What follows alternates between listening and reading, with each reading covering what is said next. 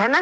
तो ये आत्मा ब्रह्म है, जब ये शरीर अलग और ये आत्मा अलग है, दोनों चीजें अलग अलग है, और इसमें जो आत्मा है वो आत्मा ब्रह्म है। और जो मैं हूं, मैं आत्मा हूं, मैं शरीर नहीं हूं। ये आज तक हमने बहुत बार सत्संग में समझ चुके हैं कि मैं जो हूं, मैं शरीर नहीं हूं, मैं आत्मा हूं।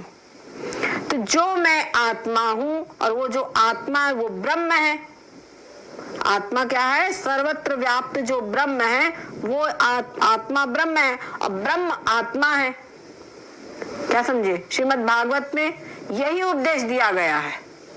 यही जो वेदांत का जो सर्व वेदांत सिद्धांत सार है, वही श्रीमद् भागवत का निष्कर्ष है। श्रीमद् भागवत में यही बात बताई है सुखदेव जी ने। कहते अहम ब्रह्म परम धामम, अहम ब्रह्म, मैं ब्रह्म परम नाम ब्रह्म हूं।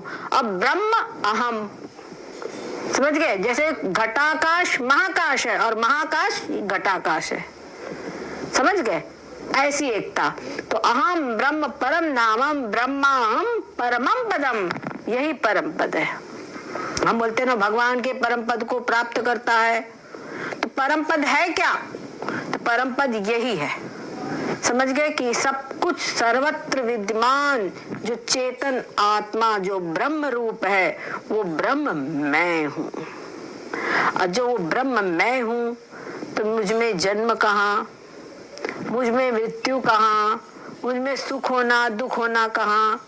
और जब मुझ में जन्म नहीं तो मेरे कोई रिश्तेदार, मेरे पुत्र, मेरी पति, मेरी बहन, मेरी माँ, मेरे सारी रिश्तेदारी आत्मा के साथ कुछ भी नहीं है। शरीर के नाते सारे नाते हैं, आत्मा के नाते कुछ भी नहीं है। सब इस प्रकार चिंतन में आ जाए और ये अनुभव करो। अगर मेन बात क्या है, हमारे चित्त में जब हम ये चिंतन करते हैं तो 2 मिनट 5 मिनट कितने भी देर हमारी वृत्ति इस तत्व को स्पर्श करती है, तब हमको शांति मिलती है। समझ गए? ये जो शांति हमको मिलती है, क्या समझे? तो जैसे हम गहरी नींद में सोते हैं तो फ्रेश हो जाते हैं, क्या होता है उस समय पर? वह यही जो आत्मा का आनंद है वो हमको अविद्या के पर्दे में से मिलता है, तो उससे हम फ्रेश हो जाते हैं। और वही आत्मा, ये जो हम चिंतन करते हैं, इस चिंतन में वही आत्मा का आनंद डायरेक्ट मिलता है।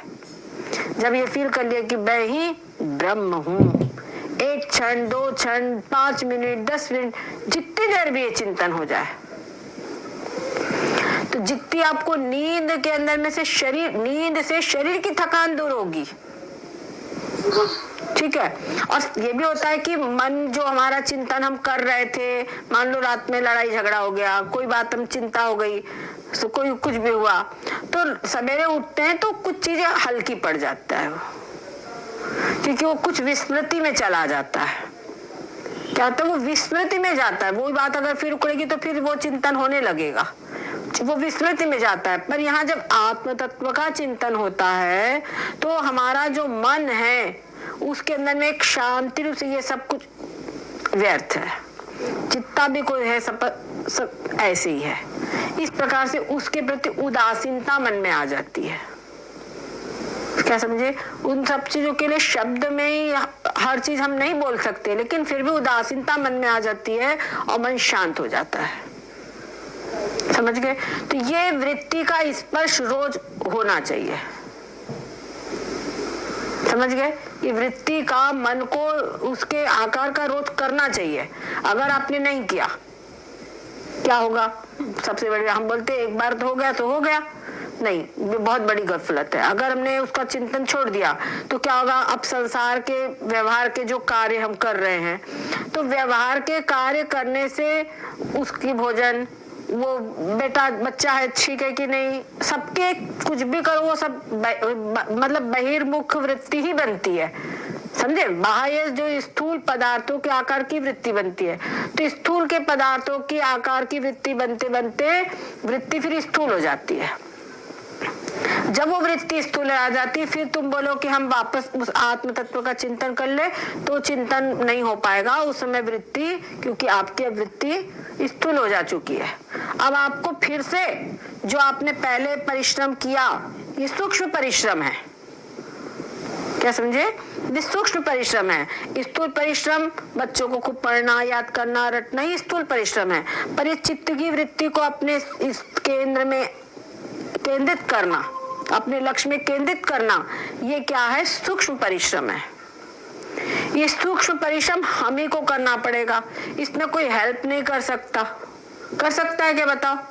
तुम्हारा अंदर, तुम आंख बंद करके दुनिया भर की चीजें चिंतन करने लगोगे, क्या कोई क्या हेल्प कर लेगा? कोई नहीं कर सकता। तो इसीलिए कहते हैं धर्म, अर्थ, काम और मोक्ष, ये 4 पुरुषार्थों में मोक्ष जो है परम पुरुषार्थ का फल है, क्योंकि यहाँ पे सूक्ष्म पुरुषार्थ की आवश्यकता है। क्या उन्हें एक बार का रात में देर तक जग ले और दुनिया भर के काम कर ले, कम टाइम सो ले,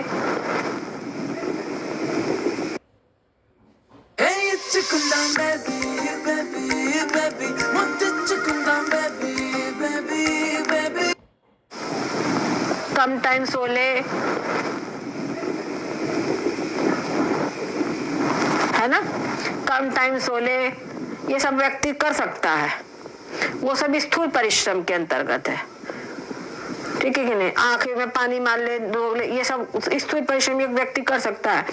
पर सूक्ष्म परिश्रम के लिए तुम्हारा स्थूल परिश्रम से जब तुम्हारी शरीर जो है मैनेज हो जाएगा, तब तुम इस सूक्ष्म परिश्रम को कर पाओगे। समझ गए कि इसको बोलने में हम नहीं पा रहे कि हम कैसे इसको बोल पाए, पर आप लोग समझ गए हैं कि हमारी बात। ये जो सूक्ष्म परिश्रम है, ये हम ही को स्वयं को करना पड़ेगा, दूसरा व्यक्ति नहीं कर सकता। बस वही बात है कि जब भोजन, तुम्हारी भूख तभी मिटेगी जब तुम स्वयं भोजन करोगे, चबाओगे, निगलोगे और पचाओगे, तभी तुम्हारी क्षुधा की निवृत्ति होगी, है कि नहीं? उसी प्रकार से ये जो सूक्ष्म परिश्रम है, अपने चित्त को अपने लक्ष्य में लगाना, ये सूक्ष्म परिश्रम हमको स्वयं ही करना पड़ेगा। ठीक है? आप अपने कोई जरूर नहीं कि जैसे मेडिकल स्टोर होता है, तो मेडिकल स्टोर की सारी दवाई हम नहीं खाते। 2-4 दवाई डॉक्टर ने लिख दिया, वो ही हमने खा लिया तो भी हमारा काम बन जाता है। उसी प्रकार से जो हमारे सत्शास्त्र है, उन सत्शास्त्रों को हमने अगर पूरा नहीं भी पढ़ा पा रहे हैं, समय नहीं है या कोई बात हो रही है, बुद्धि नहीं है, कोई कारण हो रहा है, तो उनमें से हम कुछ चीजों को ले लें। जैसे भगवत गीता का इदम शरीरम कौन्तेय क्षेत्रमित्य विधीयते एतद् यो वेत्ति तं प्राहु क्षेत्रज्ञ इति तद्विदः। ये एक श्लोक समझ लिया, ठीक है? इसी का इसको रोज अलग करे।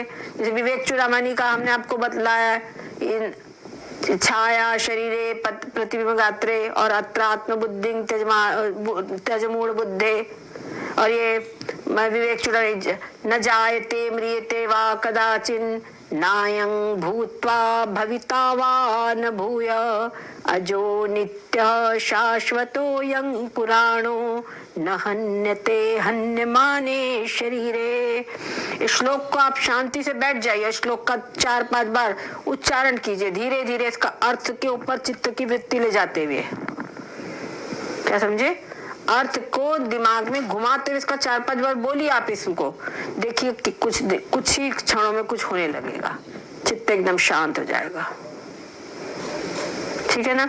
इस प्रकार से अपने चित्त को शांत, आपका चित्त हो, और ऐसी आदत बनाओ कि अपना चित्त 24 घंटे शांत रहे। 24 घंटे शांत रहे। जहां कहीं भी कोई व्यवहारिक बात में कोई उपद्रव आ गया, तो ये जो उपद्रव आया है, ये मन को आया है, मुझ आत्मा में उपद्रव नहीं है। क्या समझे? ये उपद्रव मुझ आत्मा में नहीं है। इस प्रकार से तुरंत चिंतन करो। आप देखोगे क्रोध आ गया, ये क्रोध जो है ये मन का, अंतःकरण का धर्म है। मुझ आत्मा में ये क्रोध नहीं है, मैं इसका जानने वाला हूँ। मैं इसको जान रहा हूँ कि क्रोध आया, तो क्रोध एक चीज है, मैं जानने वाला अलग हूँ, तो मैं इससे अलग हूँ, मैं इस क्रोध से अलग हूँ। जैसे अन्य घटपट पदार्थों से मैं अलग हूँ, वैसे इससे क्रोध से भी मैं अलग हूँ। ऐसा आप चिंतन कीजिए, बिल्कुल हर वृत्ति का। और होता क्या है दीदी, जो अपनी विपरीत वृत्तियां होती है, जो कष्टदायक वृत्ति होती है, उसको तो आदमी हटाना चाहता है, तो उसमें तो चिंतन कर लेगा, आसन है, क्योंकि उसको हटाना है। पर होता क्या, जो सुख वाली वृत्तियां होती है उसके अंदर में व्यक्ति नहीं ध्यान रहता कि इसको भी काटना है ना। तो वहां पर सुख में भगवान ने क्या कहा, दुखेषु अनुद्विग्मना सुखेषु विगत स्पृहा। दुख में भी उद्विग्न, दुख वाली वृत्तियों को भी काटे, और जो सुख वाला जो आनंद आदि मिल रहा है उनको भी काटे, कि जो सुख मिल रहा है, ये आनंद मिल रहा है, ये भी मुझ आत्मा में नहीं है, ये भी सब इंद्रियों का विषय है, इंद्रियों को आनंद मिल रहा है, मुझ आत्मा को नहीं मिल रहा है, मुझे आत्मा बस है। और या तुझे सुख मिल रहा है तो ये सब सुख जो मिल रहा है ये मुझे आत्मा का ही आनंद सबको मिल रहा है, ये विषय में कोई सुख नहीं है। इस प्रकार से चिंतन करे, यानी वो जो सुख है उसको भी ब्रह्म रूप देखे, और दुख वाली परिस्थिति उसको भी ब्रह्म रूप देखे, आत्म रूप देखे।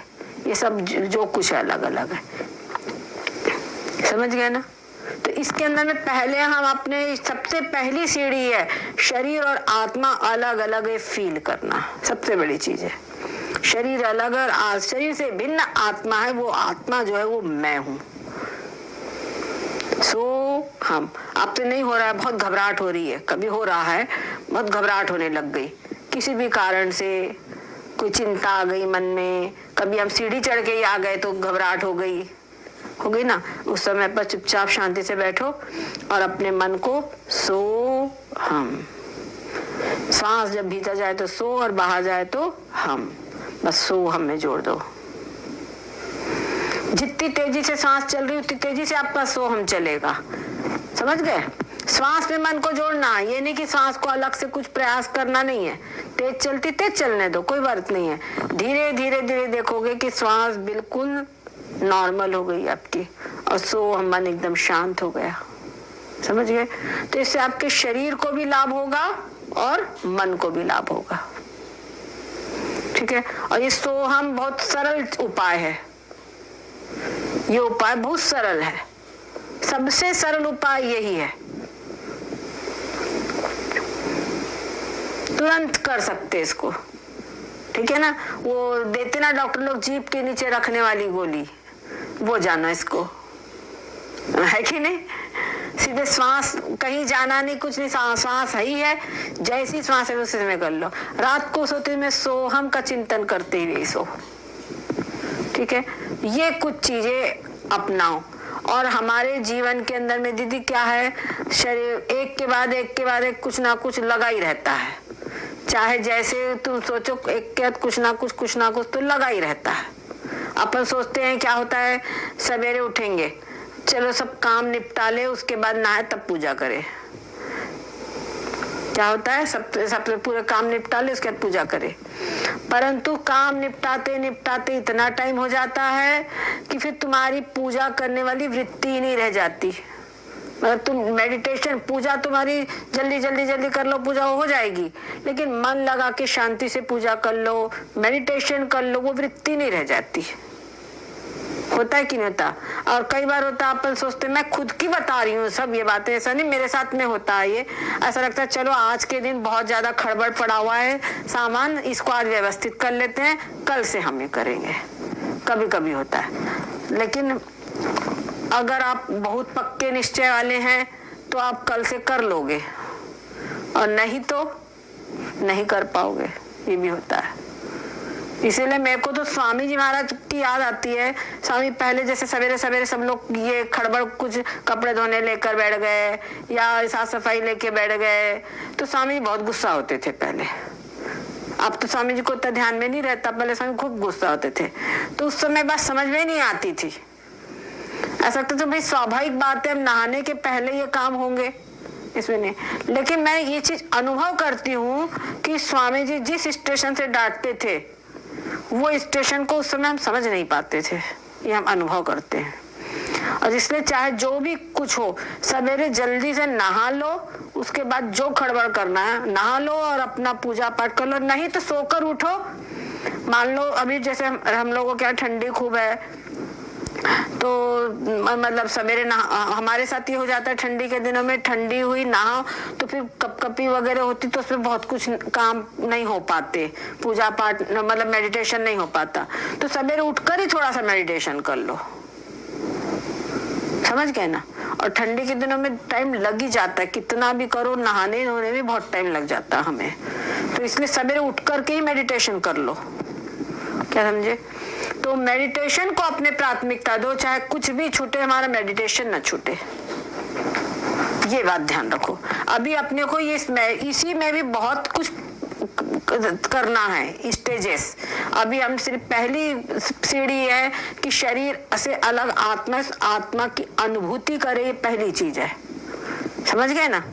जैसे कि बोरी भर चावल है, बोरी भर शक्कर है, उस शक्कर में से, उस बोरी में से इतनी सी शक्कर लेकर हमने चख लिया, मालूम हो गया सारा कुछ मीठा है, और पूरी जो बोरी है, क्या समझे, उसी को खाने की फिराक में रहो, है ना।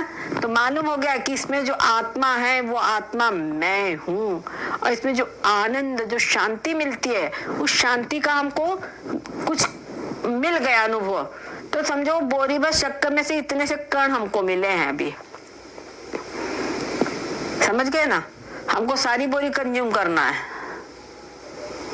समझ गए, सारी बोरी हमको कंज्यूम करना है, छोड़ना नहीं है, क्योंकि सब मीठी मीठी है, समझ गए। उसी प्रकार से अब जब एक क्षण दो क्षण हम चिंतन करते तो हमको इतनी शांति मिलती है, और मन लगा के हम करेंगे तो कितनी शांति मिलेगी, ये बात सोचो।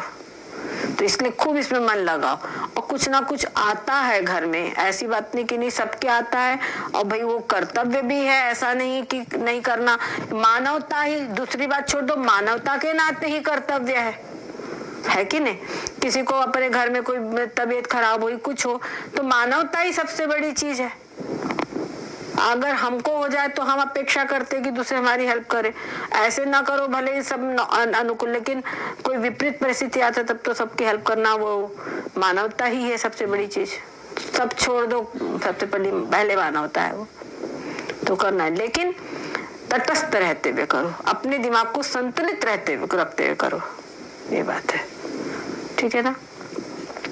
तो ये बहुत ही महत्वपूर्ण बात है, ये सबको ध्यान रखनी है, और इतनी तैयारी करो कि जब अंतिम श्वास निकले तो उसके अंदर में अपना ये आत्म तत्व का चिंतन ही चलता रहे, और प्राण अपने आप निकल जाए, हमारे को उससे कोई मतलब नहीं।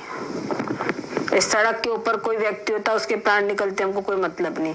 तो शरीर जो है वो केचुली की तरह छूट जाए, ठीक है ना, ये बात होती है।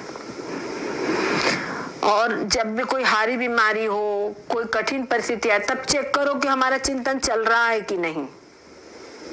तब अगर आपका चिंतन चल रहा है तो समझो आपके टेस्ट में आप पास हो, समझ गए ना। जैसे एक होती वार्षिक परीक्षा और बीच बीच में टेस्ट होते ना, ये टेस्ट है समझो हमारे, इनको टेस्ट समझो, समझ गए कि नहीं, ये हमारे टेस्ट हो रहे हैं।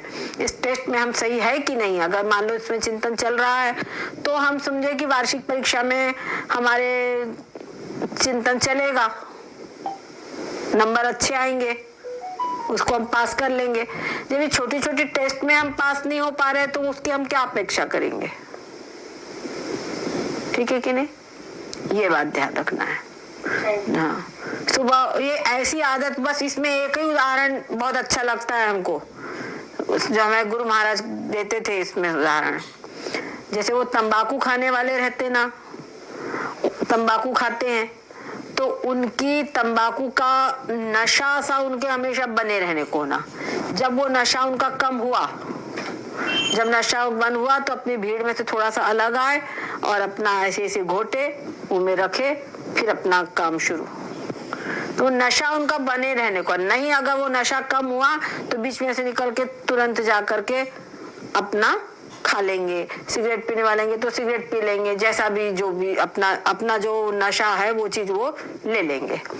उसी प्रकार से हमको इस आत्म चिंतन का नशा हमेशा बना रहे। जब हम बहिर्मुख वृत्ति वाले काम करते हैं तो हमको समझ में आने लगता है कि अब हमारा चिंतन कम हो रहा है, ये बराबर धीरे धीरे समझ में आने लगेगा।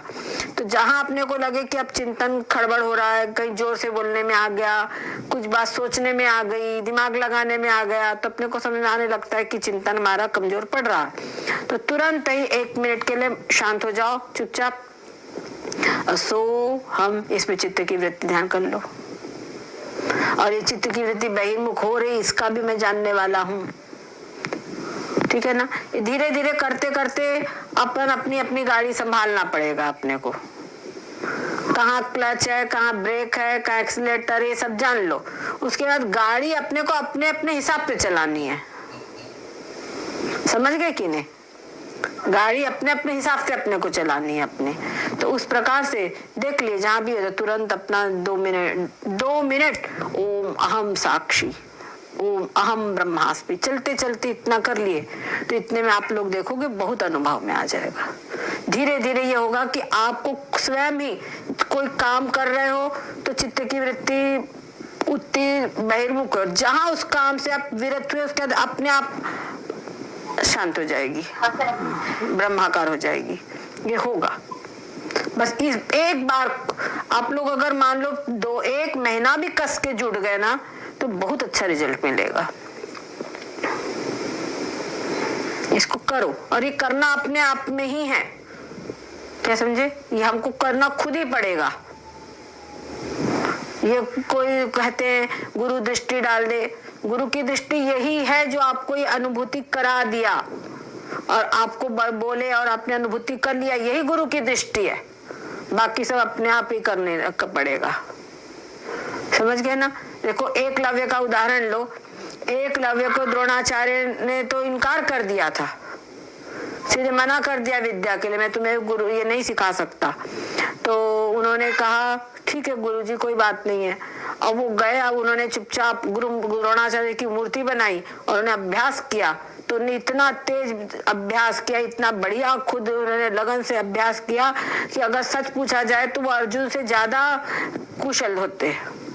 पर द्रोणाचार्य जी ने उनसे अंगूठा मांग लिया कि मैं अर्जुन को वरदान दे चुका हूँ, तो उनसे अंगूठा मांग लिया और कहा तुम भीलो, उनका ये दृष्टि था कि भीलों के संग जाएंगे, इस विद्या का दुरुपयोग करेंगे, विद्या का दुरुपयोग करेंगे। ये क्या करेंगे, सिर्फ जंगली जानवरों को मारेंगे, आपस में लड़ेंगे झगड़ेंगे, समाज को हानि पहुंचाएंगे। शस्त्र विद्या हो तो शस्त्र विद्या का सदुपयोग करना भी तो बहुत आवश्यक है, इसीलिए उन्होंने उनसे अंगूठा मांग लिया। लेकिन समझ गए कि नहीं, लेकिन उनकी निष्ठा अब हमको बस लेनी है। एकलव्य की गुरु निष्ठा से हमको शिक्षा लेना है बस। अभ्यास उन्होंने किया तो उनको कितना आ गई, उनमें तेजी, कितनी कुशलता आ गई। तो वैसी ब्रह्म विद्या के अभ्यास की भी आवश्यकता है, ठीक है ना। बस सद्गुरुदेव भगवान की जय हो, सच्चिदानंद भगवान की जय हो।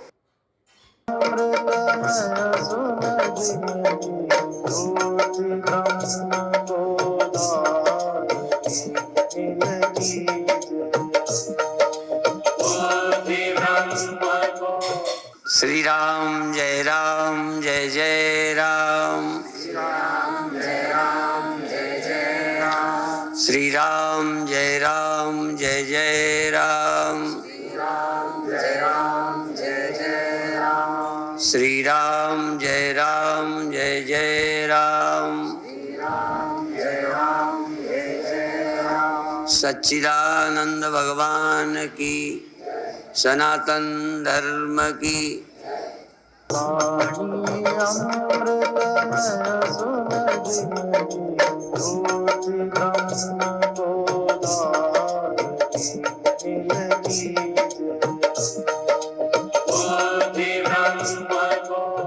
श्री राम